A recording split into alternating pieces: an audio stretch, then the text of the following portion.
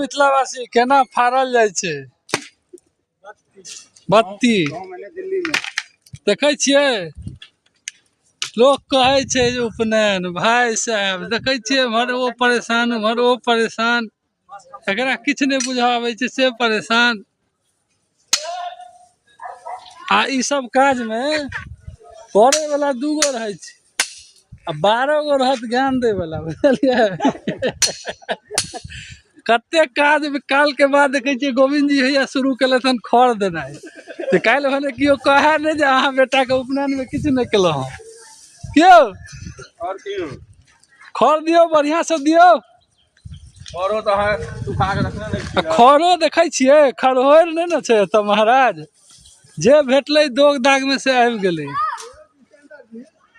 देखे छियै खुट्टा